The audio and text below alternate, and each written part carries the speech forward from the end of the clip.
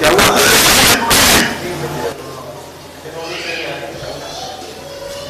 Net नहीं मिल रहा क्या?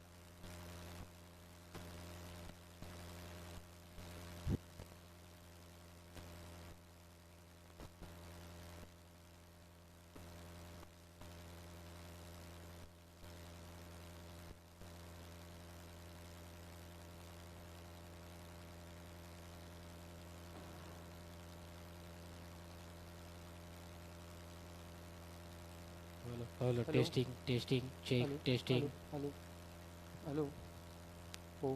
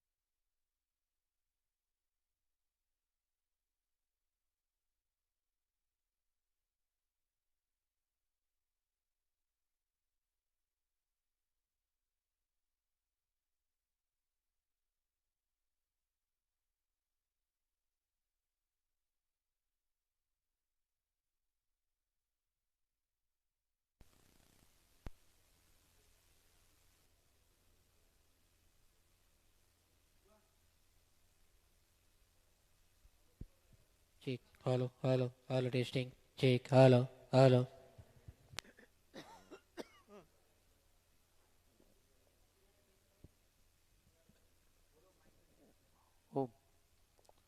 परम पूज्य मुनि श्री के चरणों में बारंबार नमोस्तु पूर्वक निवेदन है। महाराज श्री, माइक चालू कर दें महाराज श्री का। अपरानिक प्रक्षणा स्वाध्याय विलयम श्रीकायुष्यगम।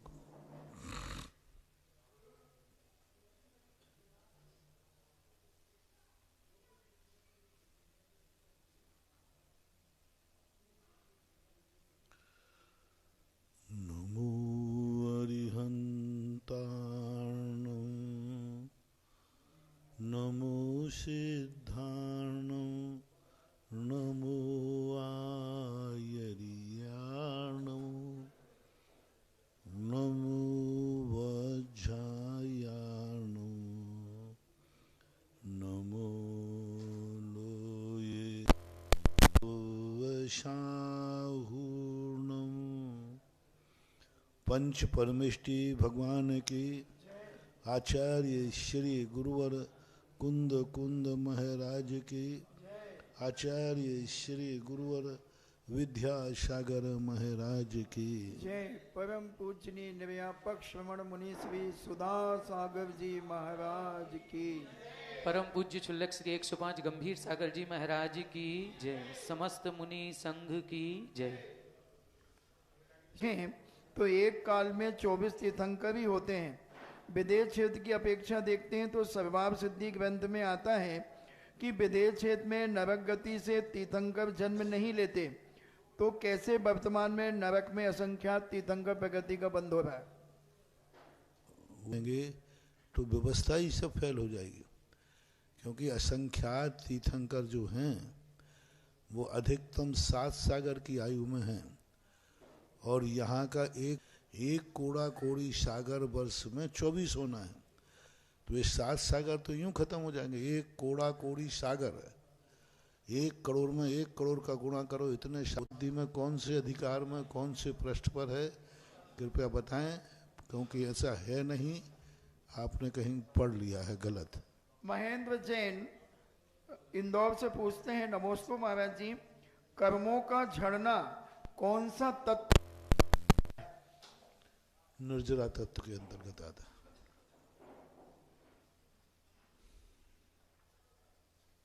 नेमीचंद प्राका गुजरात सूरत से पूछते हैं, नमोस्तु महाराज जी, तीर्थंकर भगवान जब मुनि दीक्षा लेते हैं तो उनका नामांकरण कौन करता है? कोई नहीं करता, जिस नाम से वो चलते हैं वही नामकरण उनका होता है, उसी नाम से जाना जाता है। लोग श्रद्धा के वश उनको नाथ, स्वामी आदि शब्द का प्रयोग करते रहते हैं। जहाँ त्रिलोय परिणति शब्द आदि में नाम लिखा है वहाँ नाथ शब्द का प्रयोग नहीं किया, वहाँ स्वामी शब्द का प्रयोग नहीं किया। मात नाम का जो जन्म से नाम है तो वो ही नाम चलता है, बाद में उनका नाम नाथ शब्द जुड़ जाता है, ऐसा मान लेना चाहिए। बाकी नामकरण उनके परिवर्तित नहीं होते। गृहस्थ अवस्था से मुनि दीक्षा के समय कोई नाम में परिवर्तन नहीं होता है। प्रभा जैन भजनपुरा दिल्ली से पूछती हैं, गुरुवन नमोस्तु, क्या सिद्ध भगवान की प्रतिमा पर सिंहासन और छत्र लगा सकते हैं? कोई ऐसी बात तो नहीं है, हालांकि शास्त्रों में अष्टप्रातिहार से रहित कहा गया है, और अष्टप्रातिहार्य में छत्र आता नहीं है, लेकिन फिर भी भूत प्रज्ञान की अपेक्षा से या उसका एक अच्छा सा प्रभाव करने के लिए लगाते हैं, तो कोई महान दोष की कोटि में नहीं आएगा। शकुंतला जैन बूंदी से पूछती हैं, नमोस्तु महाराज जी, मैं जिनालय में जल्दी से पूजन आदि करके लौटती हूँ, क्योंकि मुझे प्रवचन सुनने का बहुत शौक है, तो मैं जल्दी जल्दी पूजन करके लौट के आ जाती हूँ, तो क्या मुझे कोई दोष लगता है? कोई बात नहीं, दोनों धर्म के कार्य हैं ऐसा। ऋषभ जैन अंकुर कॉलोनी, और थोड़ा सा दोनों जल्दी कर लो, थोड़ा पूजा जल्दी शुरू कर लो, तो जल्दी नहीं करना पाएंगे। जितने जल्दी करता है उतना थोड़ा सा बिफोर टाइम यदि 10 मिनट पहले पूजा शुरू कर दो तो दोनों काम सही हो जाएंगे। ऋषभ जैन अंकुर कॉलोनी सागर से पूछते हैं, नमोस्तु महाराज जी, 8वें गुण स्थान में निधत निकाचित कर्म प्रकृतियों की विच्युति हो जाती है। जब मुनिराज 8वें गुण स्थान से गिरकर नीचे के गुण स्थान में आते हैं तो क्या निधत निकाचित कर्म प्रकृतियां वापिस आ जाती हैं? निधत्त निकाचित करण अष्टम गुण स्थान में उसका विच्युति है। पुनः आने पर वो तो नहीं आएंगे, लेकिन पुनः आने पर नया बंध कर सकते हैं। पुराना बंध तो एक बार विच्युति को प्राप्त हो गया तो वो पुराना बंध तो वहाँ नहीं होगा, वो तो गया, खत्म हो गया। जितने कर्म प्रकृतियाँ पड़ी थी सत्ता में, उनका निधत्त निकाचितपना पूर्णतः खत्म हो जाता है। अब जो नया बंध करेंगे उसमें निधत्त निकाचितपना आ सकता है यदि वो गिरकर नीचे आए हैं। ऐसे उपसम श्रेणी वाला जब आएगा तो पुनः नया निधत्त बांधेगा तो वो बना रहेगा। श्रीमती चंदा जैन आष्टा से पूछती हैं, नमोस्तु महाराज जी, कसाय के उदय और अनुदय में जीव के परिणाम कैसे होते हैं? कसाय के उदय में कसाय परिणाम होंगे, अनादय के उदय शांत परिणाम होंगे। वो तो सीधा है। कसाय उदय में आएगी तो वो कसाय लिए परिणाम करते हैं। जो आत्मा को कसती है वह कसाय है, जो कर्मों की खेती करती है सो कसाय है। कॉमर सार में लिखा, जो कर्मों की खेती करती है यानी कर्मों की फसल पैदा करती है वह कसाय है। जो आत्मा को कसती है, कर्मों को बांधती है, उसको कसाय बोलते हैं। तो कसाय का काम तो, और कसाय नहीं है, अनुदय है, तो ये सब परिणाम नहीं होंगे। अतिशय जैन मुजफ्फरनगर से पूछते हैं, नमोस्तु महाराज जी, मैना सुंदरी ने अपने पिता से कहा कि जैसा मेरा कर्म होगा वैसा पति मुझे मिल जाएगा, जबकि पुरुषार्थ से तो हम अपने कर्मों को बदल सकते हैं, क्योंकि अगर वो अपने पिता को किसी राजकुमार का नाम बता देती तो उसको कुश्ती के साथ विवाह नहीं करना पड़ता, ऐसा कथा में आता है। नहीं, वहाँ दूसरी बात थी। पिता के मन में ये भाव था कि मैं जो करूँगा वह होगा, हम जो करते हैं वह होता है, हम जो करते हैं वह होता है। वहाँ पर कर्म सिद्धांत को प्रदर्शित करना था कि हमारे हाथ में सब कुछ होता तो कौन गरीब बनना चाहता है, कौन बीमार होना चाहता है। कुछ कर्म की भी विडंबना होती है। तो वहाँ एकांतवाद का था कि वहाँ पिता ये कहने को तैयार था कि जो कुछ होता मैं जो करूँगा वह होगा, मैं जो करूँगा वह होगा, कर्म कुछ भी नहीं है। मैं यदि तेरी शादी कोड़ी से करूँगा तो कोड़ी होगी। तो उनका कर्तृत्ववाद, उनके पिताजी का जो मनुष्य जो करता है वही, इसलिए वहाँ पर ये। और दूसरी बार यदि यह नहीं होता तो आज श्रीपाल चरित्र नहीं होता, आज सिद्ध चक्र मंडल विधान की महिमा कैसे होती। कभी कभी धर्म या कर्म ऐसी विस्तार बनाता है, किसी को कष्ट में डाल करके फिर निवारण करता है। आज यदि उनको नैना सुंदरी ने ऐसा किया तो आज तक मरने के बाद किसके नाम अमर है, उसी का नाम अमर है। और सिद्ध चक्र की महिमा, गंधोदक की महिमा, यदि अपने मन पसंद बढ़ कर लेती तो ये महिमा कैसे बढ़ती। तो एक प्रकार का धर्म का एक अपने आप में प्रभाव रहता है। अपन समझते हैं कि संकट बुरा होता है, यदि संकट को हम धर्म के रूप में ले लें तो जितने संकट हैं इन्हीं ने धर्म की प्रभावना बढ़ाई है। जिनके जीवन में संकट नहीं आया वे धर्म की प्रभावना कर ही नहीं सकते, उनसे नहीं बनी। शास्त्रों में जितने धर्म की प्रभावना हुई है सुख सुविधा वालों से हुई है कि संकट वाले से, सब जितने देखो, कितने भी जितनी कथाएं हैं सब पे संकट आया, उस संकट से ही धर्म की प्रभावना बढ़ी। और जिन्होंने संकट नहीं झेले उससे धर्म की प्रभावना नहीं बढ़ी, वो तो सुख सुविधा पूर्वक चले गए। तो संकट से ही हमारे जीवन का भी विल पावर संकट से बढ़ता है। जो संकट झेलता है उसी का नाम अमर होता है। कितने राम हो गए जैन दर्शन के अनुसार, 8 और राम हुए, लेकिन श्री राम दशरथ नंदन की ही ख्याति क्यों है? क्योंकि उनके जीवन में संकट आए। तो संकटों को एकदम बुरा, संकट से धर्म की प्रभावना। आज मंदिरों में तुम चित्र बनते हो तो उन्हीं महाराज के मनाते हो जिनको शेरनी खा रही है। हाँ, चाल नहीं खा रही, सेल नहीं खा रहे, गज को मार के जिसमें सिगड़ी जल रही, सब उन्हें अच्छे महाराजों के कोई चित्र नहीं बनाता। जिनके जीवन में कोई संकट नहीं आया उनके मंदिरों में चित्र नहीं मिलते। जितने चित्र मिलेंगे पांडवों के, वो अग्नि लगा रहे हैं, सबके बने थे। तो ये कोई बात, कोई ना कोई रहस्य तो है कि संकट से हमारे जीवन में बहुत उपलब्धि होती है। संकट आने के बाद हमारी, यदि हमने उसको झेल लिया समतापूर्वक, तो जो हमारे लिए विल पावर मिलता है, हजारों तपस्याओं से भी जो शक्ति नहीं आती, जो संकट झेलने से आती।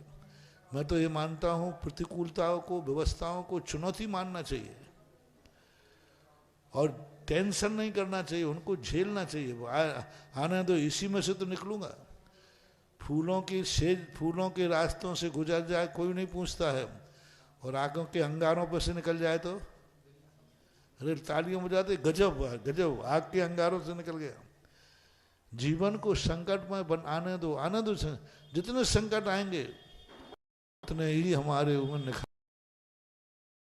जीवन एक स्वप्न है, जिसे स्वीकार करो, जिसे साकार करो। जीवन एक स्वप्न है, जिसे साकार करो। जीवन एक चुनौती है, जिसे स्वीकार करो। जीवन को स्वप्न मानो, उस स्वप्न को हमें साकार करना है, करके दिखाएंगे। और जीवन एक चुनौती है, उसे स्वीकार को। आने दो समस्याएं, कांटे आगे आने दो, देखता हूं कांटे कितना परेशान करते। तो ये है। तो इसलिए संकट आदि जितने विपत्तियां हैं, ये सब जीवन के लिए बहुत प्रभावकारी है। मैना सुंदरी के संकट ने मैना सुंदरी को कहाँ पहुंचा दिया? आज वो शास्त्रों में अमर है, साधुओं के वाणी में अमर है। आज दुनिया की श्रद्धा की केंद्र बनी हुई है। और आज जब भी सिद्ध चक्र मंडल विधान करते हो तो यही पाते हो, हाँ, वो सिद्ध चक्र का पाठ करो दिन 8 ठाठ से प्राणी, फल पायो मैना रानी। डॉक्टर मगन जैन आष्टा से पूछते हैं, परम पूज्य मेरे आराध्य गुरुदेव कोटि कोटि नमोस्तु। जिज्ञासा है, दंड स्नान और मंत्र स्नान में मूलभूत अंतर क्या है और इनका प्रयोग कब किस प्रकार किया जाता है?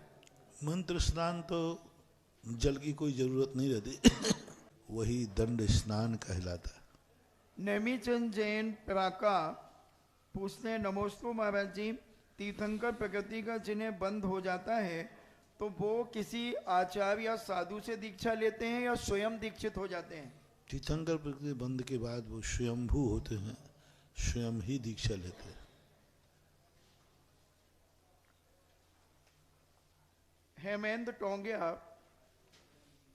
चित्तौड़गढ़ से पूछते हैं, नमोस्तु महाराज जी, क्या मनुष्य एक बार जन्म लेकर क्या दूसरी योनि में जाएगा या अपने कर्मों के हिसाब से मनुष्य जन्म भोगेगा?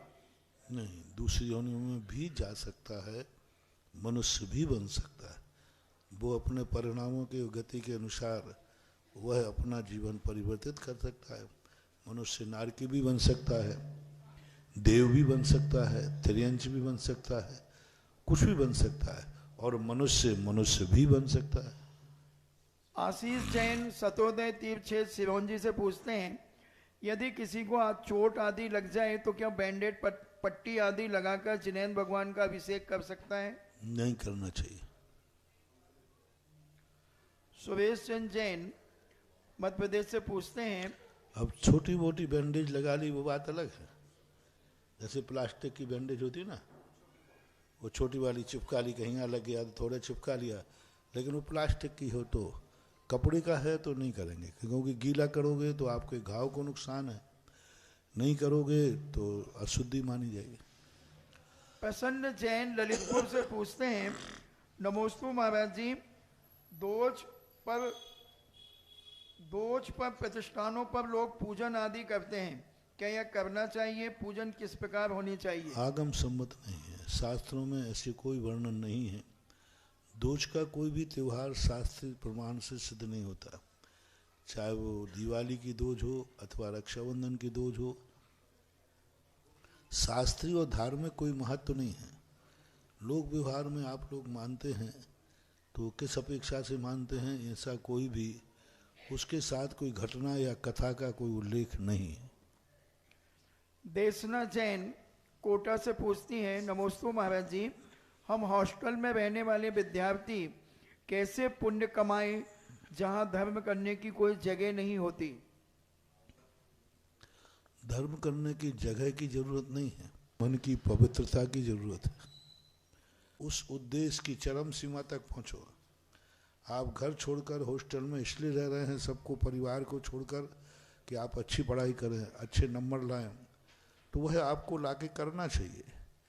यदि आप हॉस्टल में रह कर के अच्छे नंबर लाते हैं तो आपने धर्म नहीं किया है तो कोई बाधा नहीं, क्योंकि आपने अपने लक्ष्य की पूर्ति की है।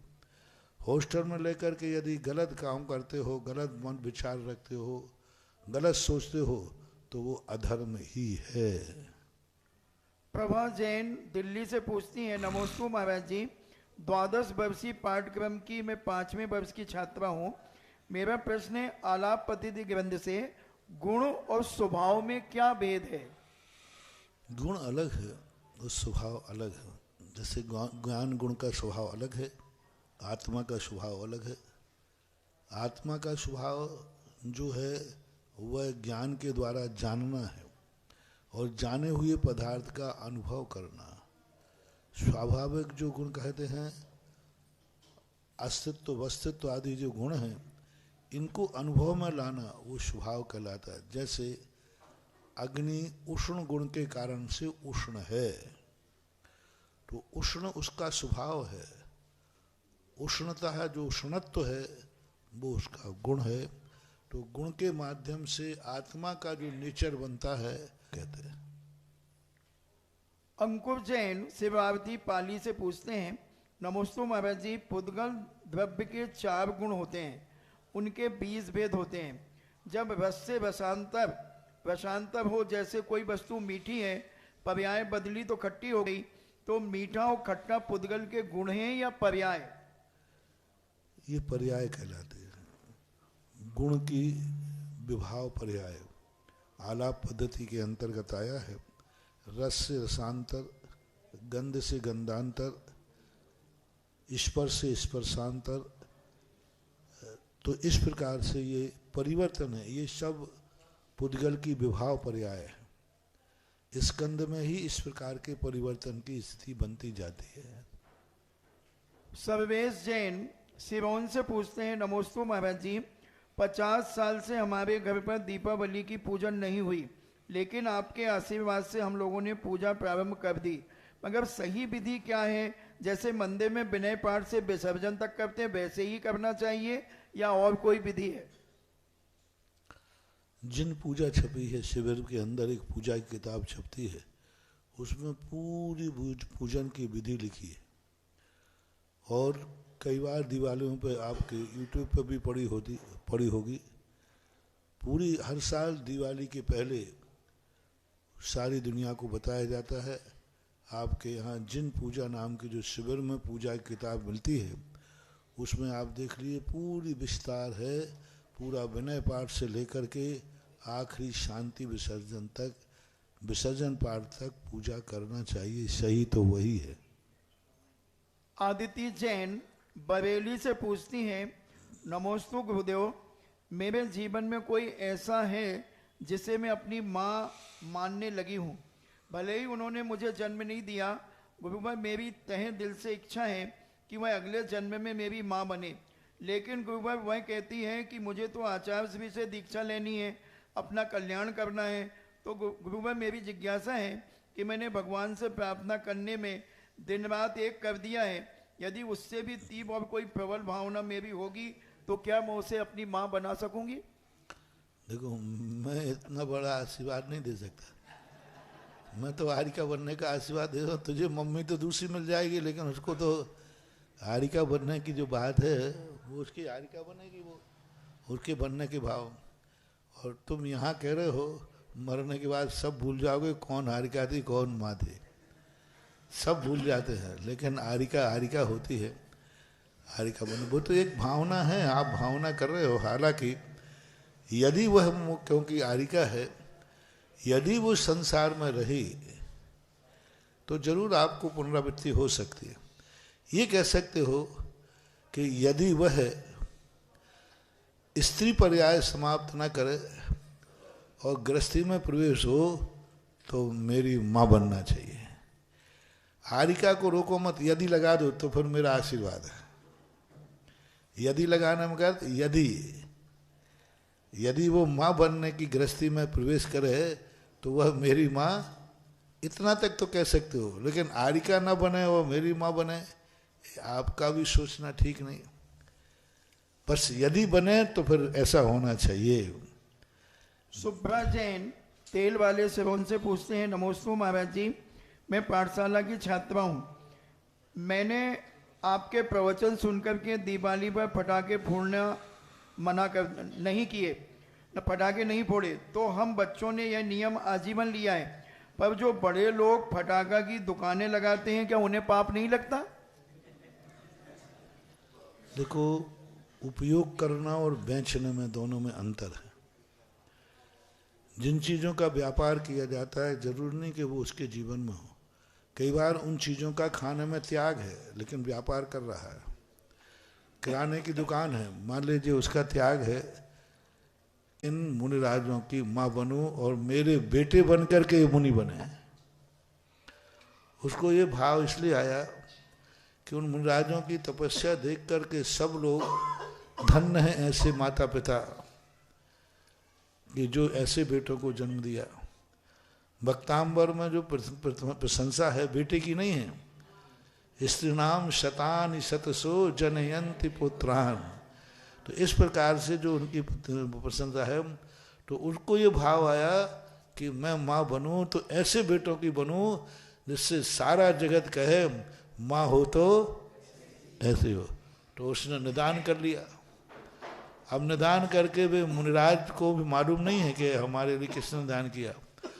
अब वे मुनिराज मोक्ष चले जाते तो उनका निदान खत्म हो जाता, लेकिन मोक्ष वो नहीं गए तो उसके लिए सातों के सातों मुनिराज उसके बेटे बने और बेटे बनकर सातों ने दीक्षा ली और दीक्षा लेकर के वो चारण रिद्धिधारी मुनिराज बने। और वह आरिका ने भी, वह माता ने भी आरिका दीक्षा लेकर के स्त्री पर्याय का विच्छेद किया, वहाँ पुरुष देव पर्याय बने और बाद में जाकर वो भी मोक्ष को प्राप्त हुई। तो ऐसे निदान बंद की कथाएं आती तो हैं। अब वो निदान जिसका जितना प्रबलता होगी उसके अनुसार काम हो जाएगा। बहुत ज्यादा प्रसिद्ध हुआ है, आपके जीवन परिचय से संबंधित है। कमाल हो गया जी, कमाल हो गया। महाराज श्री, वो भले ही आपके जीवन से संबंधित है और आपने तो हर जगह कमाल किए ही है, लेकिन आज जो ये बांसी वाले हैं ना, ये जो आपके भक्त हैं, जब गुरु कमाल कर रहे हैं तो इन भक्तों ने भी जोरदार कमाल। आरसीसी का मंदिर पसंद नहीं आया, उन्होंने छोटी सी समाज ने ये संकल्प लिया कि हम मंदिर बनाएंगे तो पाषाण का, नहीं तो नहीं बनाएंगे। और इन्होंने छोटी सी समाज ने इतना भव्य पाषाण का मंदिर तैयार कर दिया। जब आज आपकी आगवानी हुई तो ये वासी वाले धन्य धन्य हो गए, सौभाग्यशाली हैं। केवल जैन समाज ही नहीं, जैन समाज तो केवल 8 घर की है, जैनेतर समाज भी आज पूर्ण रूप से आह्लादित थी और अपने आप को सौभाग्यशाली मान रही थी कि आज दुनिया के सर्वश्रेष्ठ संत आज इस बांसी गांव में यहां पर हमारे बीच में पधारे हुए हैं। ये इन लोगों का असीम पुण्योदय, जो भव भव का पुण्य ऐसा होगा कि जो इस छोटे से गांव में जन्म लेने के बाद भी आप जैसे पवित्र चरणों का आगमन इस गांव में हो गया।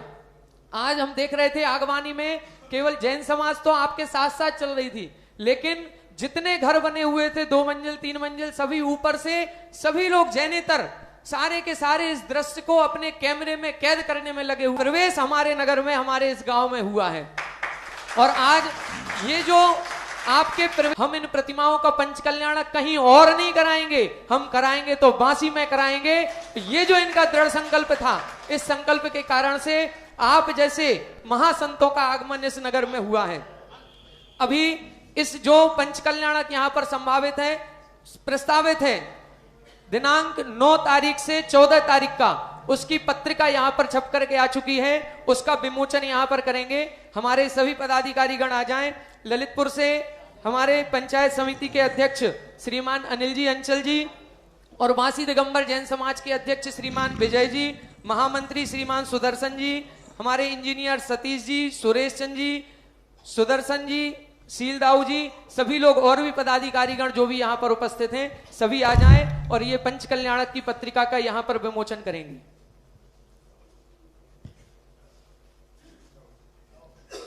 प्रथम जिज्ञासा करें जब तक श्रीमती तनुजी इंदौर।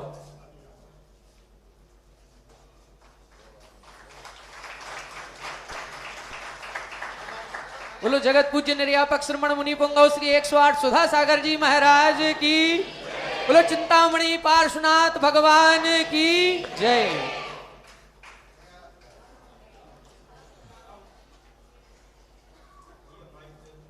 चलिए माइक दे दें इधर।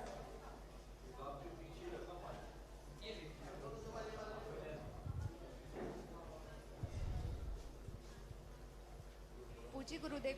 हाँ बोले बोले। आरंभ परिग्रहतम नारकस्य आयुषा। तो आज सभी श्रावक श्रेष्ठी, सभी समाजजन अपने अपनी दान राशि का उपयोग करके उस आरंभ परिग्रह से तो मुक्त हो जाते हैं, परंतु दूसरी कारिका है माया त्रैग्यो नश से, जो हमारी स्त्री पर्याय को विकल्प में रखती है। तो गुरुदेव हम सभी स्त्रियां ऐसा क्या करें कि हम इस कारिका को भी अपने जीवन में सही तरह से उतार सकें? वैवारंभ परिग्रहत्वम नारकस्य आयुषा, इस सूत्र से इन्होंने ये तो समझ लिया कि बहुत आरंभ परिग्रह नहीं करना चाहिए, दान दे करके अपने आरंभ परिग्रह को कम कर लिया।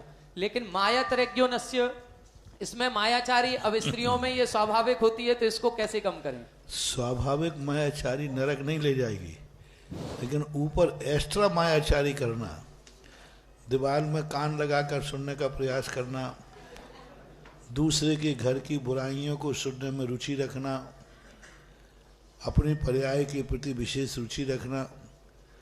सबसे पहले तो ऊपर की जो मायाचारी, ऐसी मायाचारी जिसमें दूसरे के जीवन खत्म हो जाए, दूसरे की इज्जत खत्म हो जाए, दूसरा संकट में पड़ जाए, ऐसी मायाचारी। जो स्वाभाविक मायाचारी है वो मायाचारी खतरनाक नहीं है, वो तो एक नेचर है, तो है एक्स्ट्रा अलग से नहीं। मेरी मायाचारी कारण कहीं दूसरे व्यक्तियों का जीवन संकट में न पड़ जाए, ऐसा भाव नहीं करना चाहिए। ऐसा जिज्ञासा करेंगे श्रीमान सीलचंद जी अनौरा दाऊ, और इसके बाद तैयार रहें श्रीमती प्रियंका जी सागर। मेरे गुरुवार जगत पूज निर्यापक मणि पुंगव श्री सुधा सागर महाचो कोट सार नवोस्तु नवोस्तु चुलक जी को क्षामी। गुरुवार हमारी जिज्ञासा 1 दिसंबर पार्श्वनाथ अटाबंदर की प्रवचन से है। हे गुरुवार, आपने यह एक प्रवचन में कहा था कि जो सभी लोग पूजन करते हैं वो एक एक दिन सब बदल बदल कर प्रत्येक वेदियों पर करें। हे गुरुवार, बहुत बात अच्छी है, हम लोगों ने हाथ भी उठाए थे, ताली भी बजाई थी, लेकिन आपने 53 में ये भी नियम दिया था कि जिन महान भाव ने मूर्ति विराजमान की है वो उन पर पूजा करें, और उनमें से कुछ 10 लोग करते हैं, बाकी लोग तो कुछ है ही नहीं और बड़े लोग आते नहीं हैं।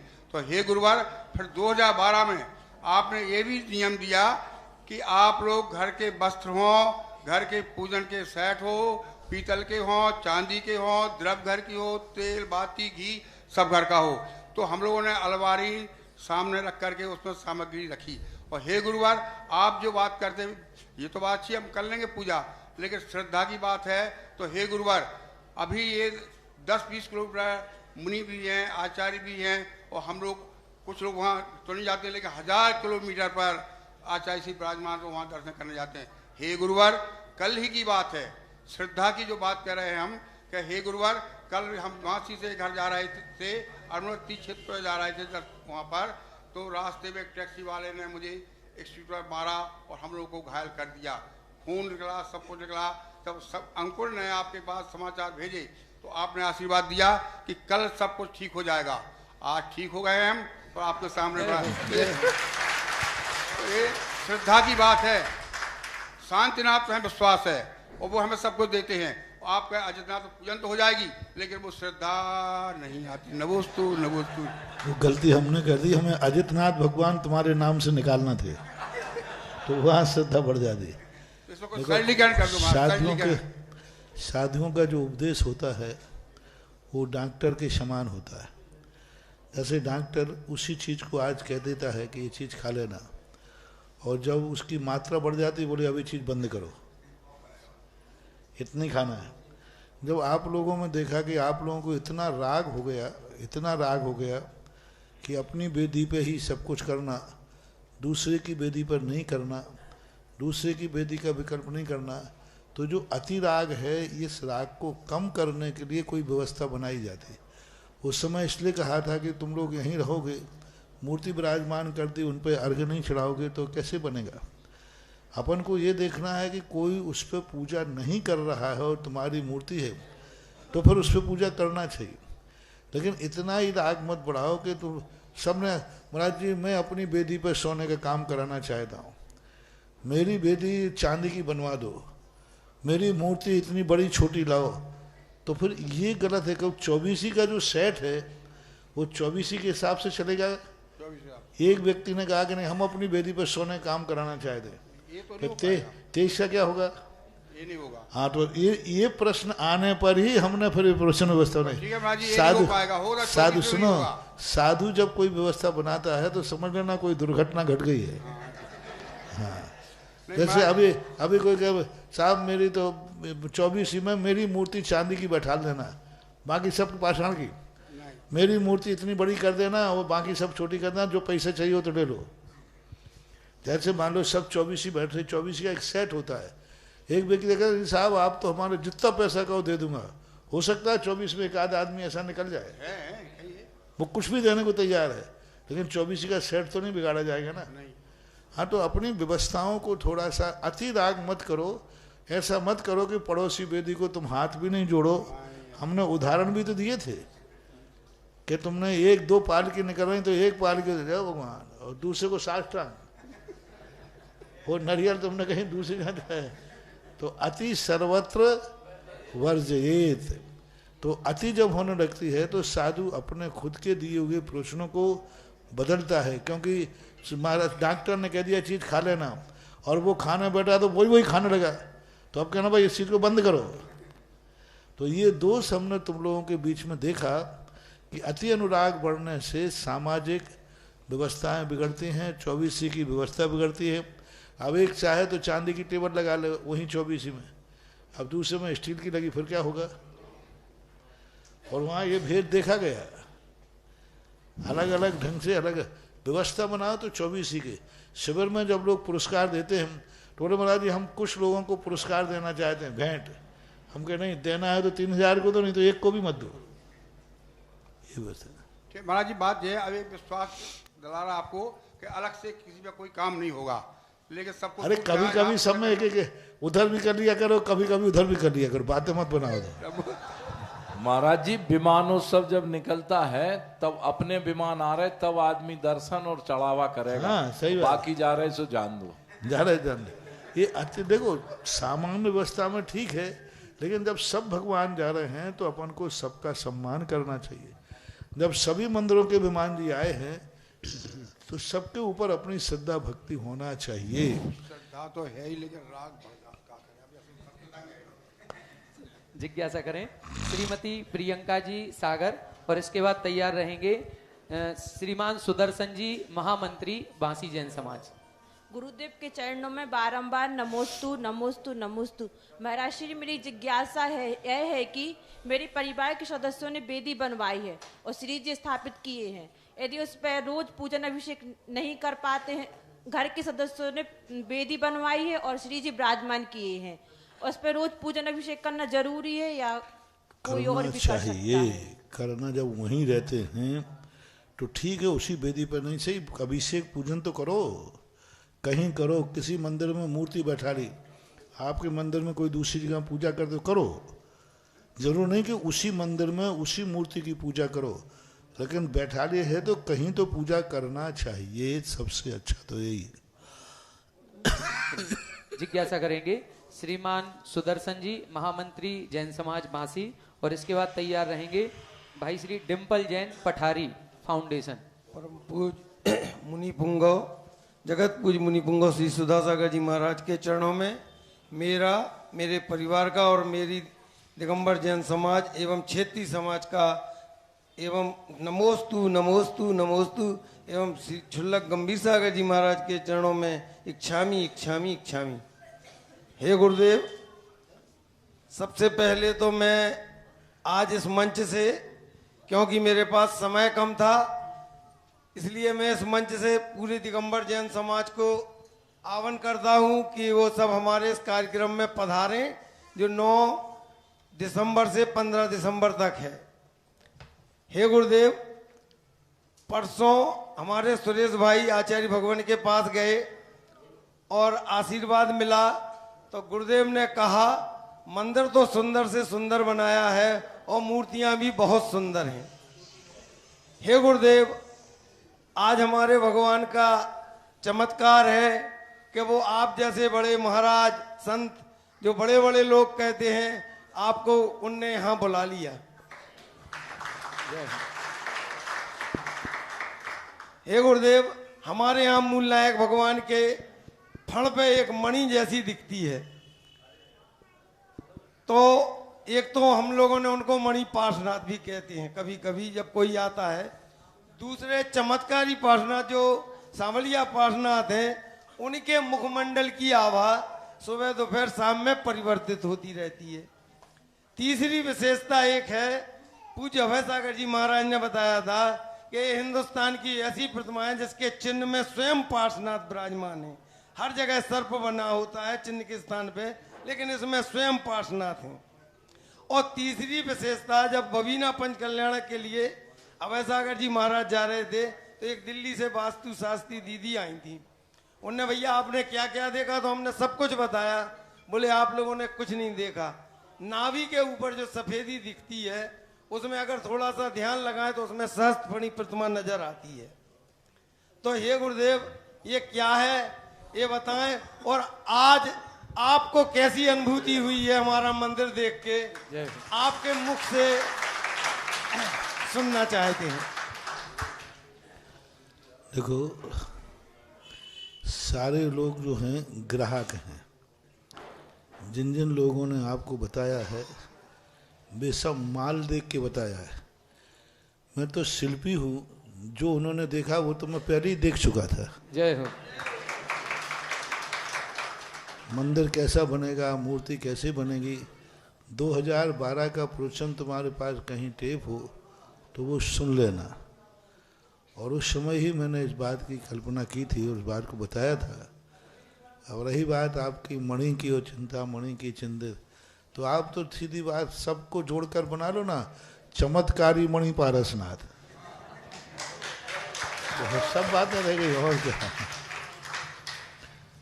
सब बताऊंगा समय से, सब अभी देख रहा हूं मैं, और देख करके फिर संदेशा कभी दूंगा सबको। गुरुदेव, हम भी इसको क्या क्षेत्र कह सकते हैं? और अगर कह सकते हैं तो आपके श्रीमुख से हमारे क्षेत्र का नामकरण कर दूंगा, बताऊंगा। नमस्ते।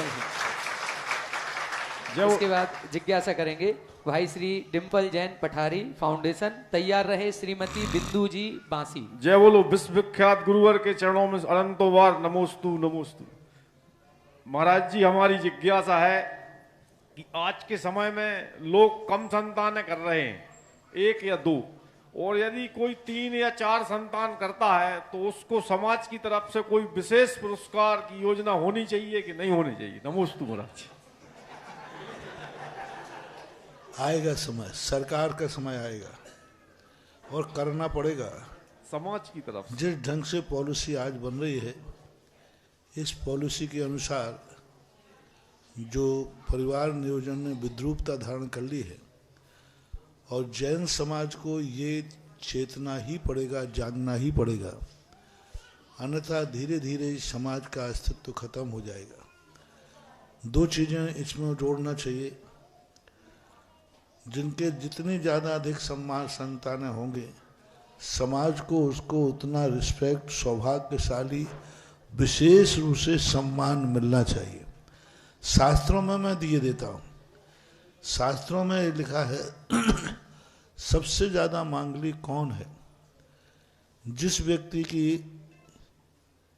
अधिक से अधिक परिवार बड़ा हुआ हो, जिसका जितना बड़ा परिवार हो, और उसमें लिखा है कि जिसका सौभाग्यवती जोड़ा वो कहलाता है जिसका पीहर पक्ष, ननिहाल पक्ष और ससुराल पक्ष दोनों नगर में सर्वश्रेष्ठ संख्या में ज़्यादा हों, वह परिवार ज़्यादा सौभाग्यशाली मांगलिक है।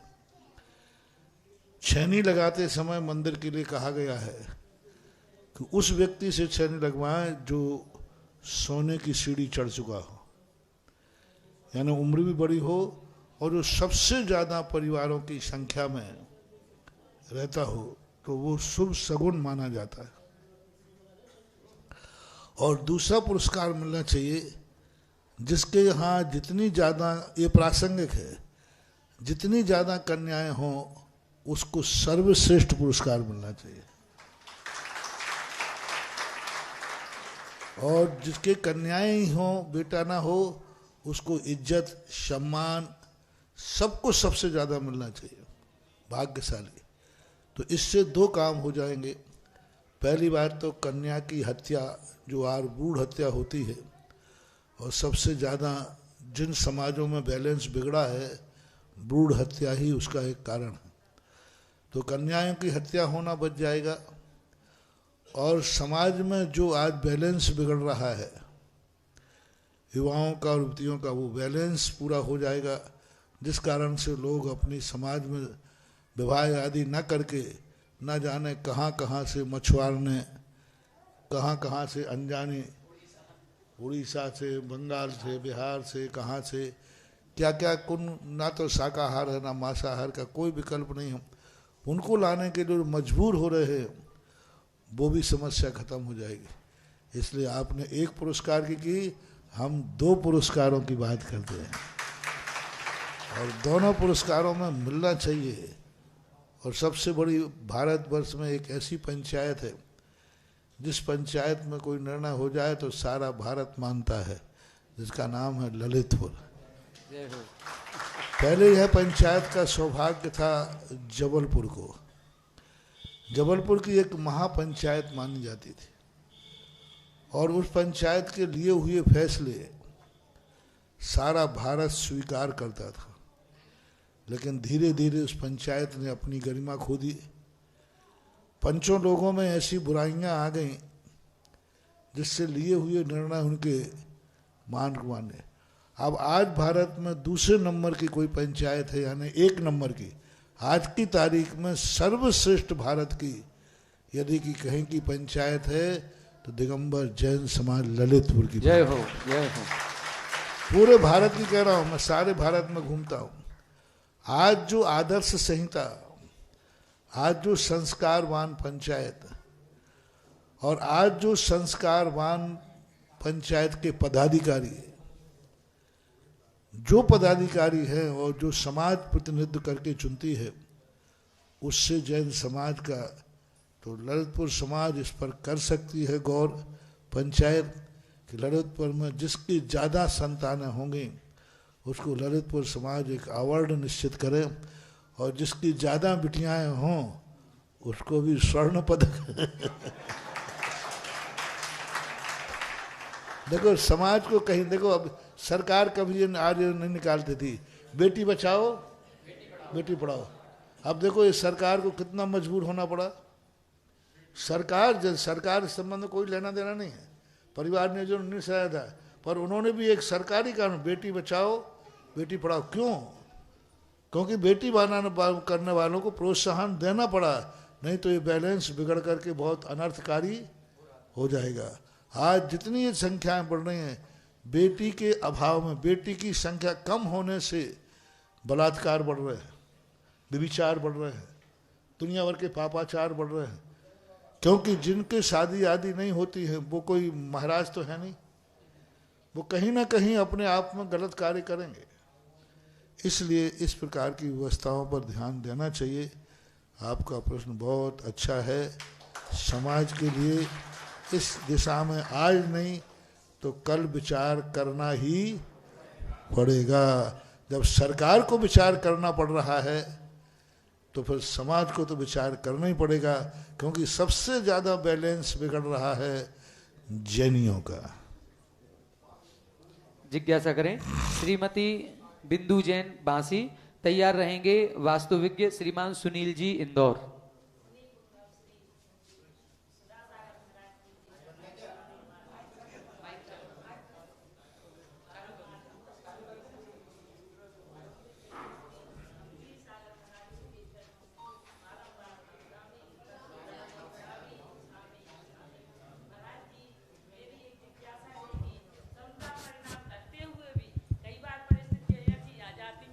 कि बहुत ही ज्यादा आकुल व्याकुल परिणाम हो जाते हैं, तो मैं भगवान महाराज जी कैसे ऐसे दृढ़ क्षमता भाव रखूं कि अपने मुझे कर्मों पर कोई- विचार करना चाहिए कि हमने कोई ऐसे कर्म किए हैं पूर्व में जो हमारे लिए प्रतिकूल वातावरण मिला है, आगे इस प्रकार की परिस्थितियां ना बने जैसे ऐसे कर्म का बंध हो, क्योंकि अपने कर्मों पर विचार किए बिना क्षमता नहीं आ सकती।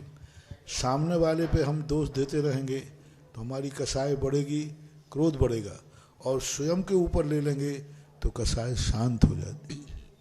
जिज्ञासा करें श्रीमान सुनील जी इंदौर और तैयार रहें श्रीमती माया जैन सागर। महाराज श्री के चरणों में मेरा और मेरे परिवार का बारंबार नमोस्तु। महाराज श्री, मेरा प्रश्न है, यदि जीव को सम्यक दर्शन हो जाए तो वो अगले कितने भाव तक चलता है, और अगर इस भाव में वो छूट जाता है तो ऐसी क्या विधि है धर्म में कि वो आगे भाव तक सम्यक दर्शन उसका छूटे ना और चलता रहे? जो सम्यक दर्शन है, एक बार जीव को प्राप्त होने पर 66 सागर वर्ष तक निरंतर सम्यक दृष्टि रह सकता है। 66 सागर का अर्थ होता है कि यहाँ मनुष्य को किसी को हुआ तो मनुष्य स्वर्ग में जाएगा, फिर मनुष्य बनेगा, फिर स्वर्ग में जाएगा, फिर मनुष्य बनेगा, फिर स्वर्ग में जाएगा। इस प्रकार 4-5 बार स्वर्ग और 4-5 बार मनुष्य बने, इतने काल तक सम्यक दर्शन रह सकता है।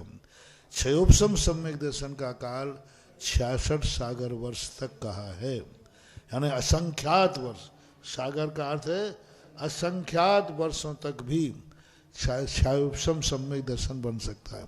क्षायक सम्यक दर्शन का काल अधिकतम 4 भव है। चौथे भव में नियम से वो मोक्ष जाता ही है। प्रथमोपम सम्यक दर्शन का काल एक अंतर मुहूर्त है, एक अंतर मुहूर्त बाद छूट जाता है। सम्यक दर्शन छूटने के बाद व्यक्ति कम से कम पुनः वापस एक अंतर मुहूर्त के अंदर पुनः वापस आ सकता है। एक अंतर मुहूर्त पहले गिरा और पुनः एक अंतर मुहूर्त तक वापस आ सकता है। उत्कृष्ट काल यदि आज सम्यक दर्शन हुआ और द्वारा कब होगा उत्कृष्ट से अर्ध पुद्गल परावर्तन काल के बाद हो सकता है, होगा ही होगा उत्कृष्ट काल। यानी आज सम्यक दर्शन छूट गया तो वह जीव अधिकतम असंख्यात 24 जितने काल में होंगे उतने काल तक वो सम्यक दर्शन से रहित रहेगा, और असंख्यात 24 का काल व्यतीत होने पर उसको सम्यक दर्शन होगा और वह मोक्ष जाएगा। एक बार सम्यक दर्शन होने के बाद पुनः सम्यक दर्शन का उत्कृष्ट काल इतना मानना चाहिए। इसके बाद जिज्ञासा करें श्रीमती माया जैन सागर। तैयार रहें जयोदय तीर्थ क्षेत्र ईश्वरवारा से श्रीमान अरविंद जी यादव।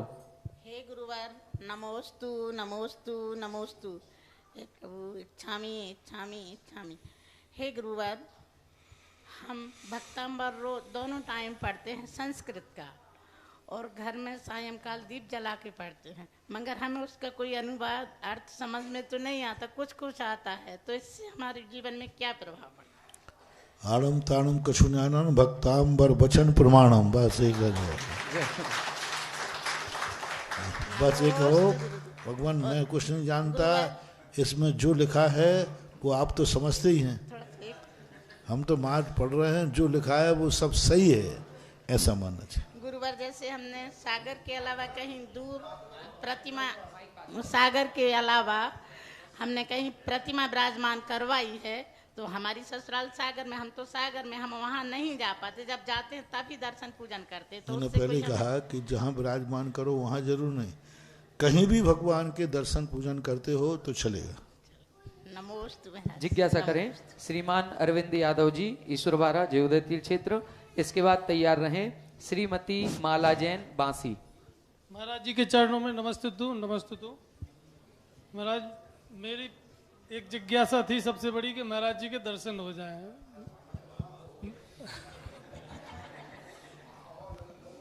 मैंने आपको कभी दर्शन नहीं कर पाया जब से मेरा जन्म हुआ है। मैं ईसरीबारा का रहने वाला हूँ, जिला सागर मध्य प्रदेश। तो बहुत दिन के बाद मैं फोटो ही में देख रहा था, आज मैंने पहली बार दर्शन करे। जय हो। तो ये जिज्ञासा हमारी पूर्ण हो गई और हमारी और कोई जिज्ञासा नहीं है। थोड़ा सा एक प्रश्न है कि जब बच्चा जन्म लेता है तो उसको किसी चीज की नशा की जरूरत नहीं पड़ती। तो जैसे ही वो थोड़ी उम्र में आता है तो कौन सा मीटर चालू हो जाता है उसका कि उसको नशा की जरूरत पड़ने लगती है।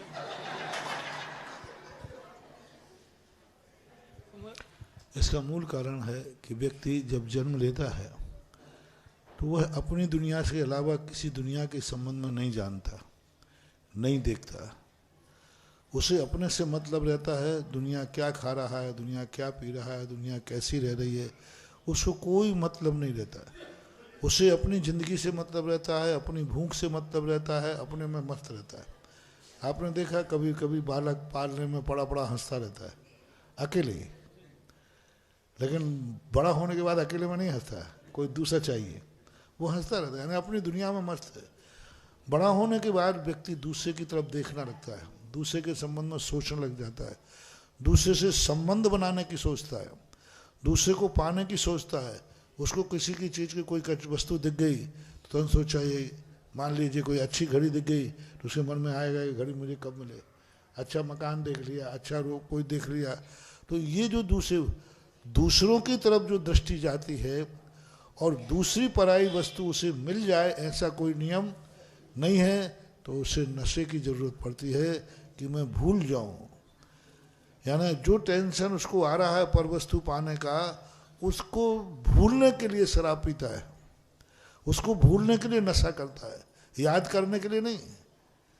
याद करने के लिए नशा नहीं करता, भूलने के लिए नशा करता है। तो वो जो बीमारी है, यदि पर वस्तु की तरफ देखना बंद कर दे तो आज भी बालक है, आज भी बालक है, आज भी बालक है। हमारी नीति कही है, हम मुनि राजों को क्या कहा मालूम, बालकवत यथा जात मुद्रा। जैसे बालक को कोई आगे पीछे कुछ विकल्प नहीं आता, ऐसा हम लोगों को भी यथा जात। किसी ने पूछा कि मुनिराज कैसे होते हैं, तो एक दिगंबर बालक बोले ऐसे होते हैं, यथा जात मुद्रा। हमारा नाम ही है यथा जात मुद्रा। जन्म का जैसा बालक निर्विकारी जन्मता है, वैसे ही मुनिराज यथा जात मुद्राधारी होते हैं। जिज्ञासा करें। श्रीमती माला जैन बांसी तैयार रहेंगे। श्रीमान आनंद जी शास्त्री बाहर।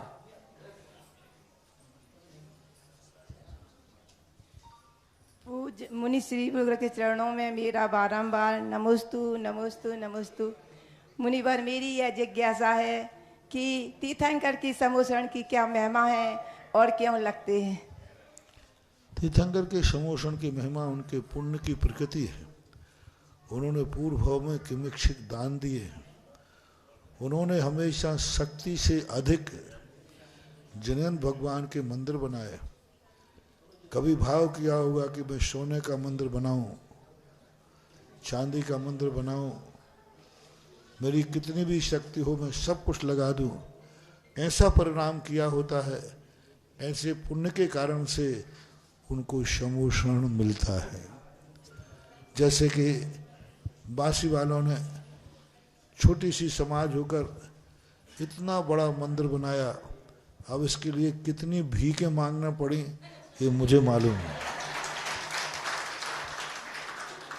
हाँ, थोड़े थोड़े रुपया करके जो आए, जो यहाँ आवे उसी के सामने गिर रहा, मैं महाराज आया तो महाराज, हे महाराज। हाँ, अपने घर के लिए नहीं मांगा, दुनिया के लिए नहीं मांगा, लेकिन सबसे ज़्यादा बासी के समाज ने जिनेन्द्र देव के मंदिर के लिए किसी के हाथ फैलाने में कोई कमी नहीं रखी। और वो पंक्ति सार्थक की है, मर जाऊं मांगू नहीं, अपने तन के काज और परमार्थ के कारण मोह न आवे लाज। तो ये जिनके संकल्प होते हैं कि मैं अपने लिए नहीं, भगवान परमार्थ के लिए मैं कुछ भी करने को तैयार हूँ, मैं तो स्वयं फुटपाथ पर रह जाऊंगा, लेकिन मेरे भगवान का मंदिर सोने का होना चाहिए, मेरा भगवान का मंदिर ऐसा होना चाहिए, ऐसा जो परिणाम करते हैं उस समय ऐसा पुण्य बन जाता है कि उनको स्वर्णमयी समोषण मिल जाता है। आज की अंतिम जिज्ञासा करेंगे श्रीमान आनंद जी शास्त्री बार। पूज्य के चरणों में बारंबार नमोस्तु नमोस्तु नमोस्तु। महाराज श्री 2019 के उस प्रसंग को मैं यहाँ बताना चाहता हूँ। जिस समय बांसी के पास ही एक छोटा सा गांव है बार, और ये बांसी वाले कह रहे कि हमारे पुण्य में क्या स्थिति है कैसी उस समय की, और हमें उस समय प्रत्यक्ष गवाह हूँ। आचाश्री का विहार हो रहा था, ये पता नहीं था कि बांसी की तरफ जाना है या गदियाना की तरफ जाना है, क्योंकि ललितपुर आना निश्चित था, और एक तरफ बांसी की समाज खड़ी हुई थी और दूसरी तरफ गदियाना की समाज, और सब लोग अपने अपने भावों को बना रहे थे कि पता नहीं कहाँ आचाश्री का विहार होगा। और उस समय का प्रसंग मैं साथ में चला था आचाश्री के, तो उस समय में आचाश्री को पता नहीं कौन सा मार्ग बांसी की तरफ जाता है और कौन सा मार्ग गदियाना की तरफ जाता है। ये पुण्य का उछाल आचाश्री का उसी तेराए के माध्यम से बांसी की तरफ विहार होना, तो निश्चित तौर से ये बांसी समाज बड़ी पुण्यशाली है जिनके लिए भगवान पार्श्वनाथ मिले हैं। और उसके बाद ऐसा विशेष पुण्य का उदय हुआ कि हमारे गुरुदेव सुधासागर जी का स्वयं आकर के यहाँ विराजमान होना, ये सब। और दूसरी आपका सुबह प्रवचन के माध्यम से जो प्रसंग आया कि यहाँ बड़ी संख्या में इंदो इंद्राणी का बनने का स्थिति होना चाहिए, तो यहाँ के लोगों ने जब यहाँ के लोग बाहर पहुँचे और बाहर में ये बात विमर्श की, तो आपको बताना चाहता हूँ कि आपका जो वचन खिरता है आदेश के रूप में, तो हमारी बाढ़ समाज बड़ी तेरा घर की है, वहाँ के 13 परिवारों ने इस सामान्य इंद्र बनने के लिए आपके चरणों में भक्ति करने के लिए और भगवान महावीर से लेकर के समस्त तीर्थंकरों की चरणों में भक्ति करने के लिए, तो क्या हमारा भी क्या ऐसा पुण्य बांसी के समान हो जाएगा? देखो, लाइन में लगे रहो, होगा क्या ये अपन को नहीं सोचना है, करना क्या है ये अपन को सोचना है। होगा क्या वो तो अपने ज्ञान में आता नहीं, करना क्या है ये जरूर अपने कर्तव्य में आता है। अब जो स्थिति बनती है और 12 बार के लोगों ने यहाँ पंचकर्णाम में सामान्य इंद्र बनने का भाव किया, ये अपने आप में पुण्य बढ़ाने का एक बहुत बड़ा तरीका है। हमने अभी पुरुषों में कहा था ना ललितपुर में कि जो चीज़ हम नहीं, हमारे पास नहीं है और वो हम चाहते हैं, तो किसके पास है उसको जय जयनंद करना शुरू कर दो। अब जिसके पास ये चीज़ है, मानो तुम्हारे यहाँ नहीं पहुँच पाए, तो अब जिनके यहाँ पहुँच गए भाई उनकी विधान में शामिल हो जाओ। हो सकता है कभी ऐसा मौका है, लेकिन अपन नियत नहीं कह सकते, क्योंकि साधु का सब कुछ है, अनियत जैसा होता है तो देखते हैं क्या होता है। नमस्ते महाराज जी, नमस्ते। आज का जिज्ञासा समाधान कार्यक्रम यहीं पर संपन्न होता है। पूज्य गुरुवर की आरती करने का सौभाग्य जिन्होंने प्राप्त किया, आज पूज्य गुरुवर की नवदा भक्ति पूर्वक आहारचर्या जहां संपन्न हुई, ऐसे श्रीमान सुरेश कुमार जी बांसी समस्त परिवार और ललितपुर से हमारे श्रीमान सीलचंद जी, विनोद कुमार जी, बल्लू जी, बछरावनी परिवार, आप दोनों परिवार आगे आएंगे और पूज्य गुरुवर की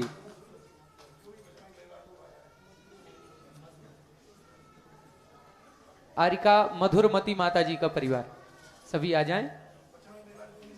बछरावनी परिवार से जो भी यहाँ पर सदस्यगण हैं, बार वाले सभी आ जाएं। हाँ,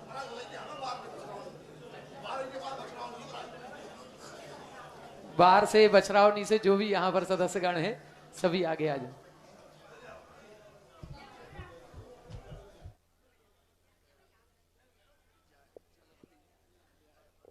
लगा दें, आरती लगा दें।